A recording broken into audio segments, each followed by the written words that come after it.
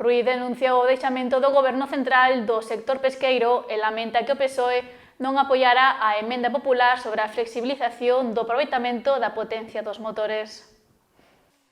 Na última sesión da Comisión de Pesca do Senado tratáronse diferentes asuntos, algún deles a proposta do Partido Popular. O portavoz de Pesca dos Populares na Cámara Alta, Manuel Ruiz, apuntou que se levou unha importante medida referente ao cambio de motor, a que se fixera a adecuación da súa potencia nas mellores condicións. Sen embargo, o Goberno Central e o PSOE votaron en contra da súa proposta.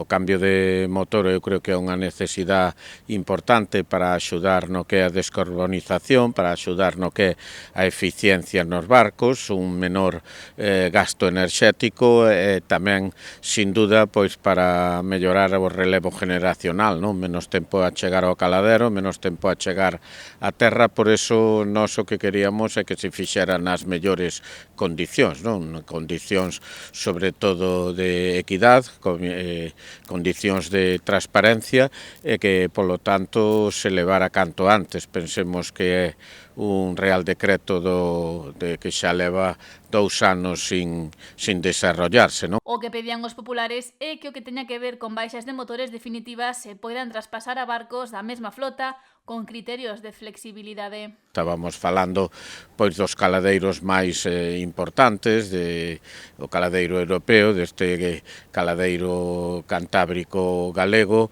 estábamos falando de aguas internacionales, non? En definitiva, que creo que é importante que se faga canto antes e nas mellores condicións, non? Ademais, Ruiz afirmou que é preciso cambiar a política pesqueira común para ter en conta a potencia dos motores e adecuar todo á realidade.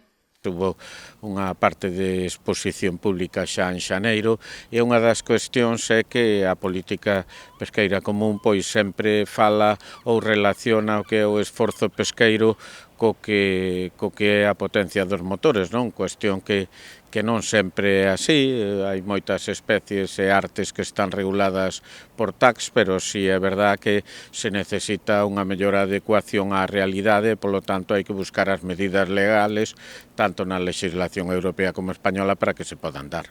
Sen embargo, a emenda dos populares no Senado para instar o Goberno a desenvolver o Real Decreto 1044/2022 foi rexeitada, algo polo que Ruiz amosou a súa indignación, xa que apuntou que con este cambio no referente aos motores búscase a aplicar criterios transparentes, equitativos e axudas para financialos.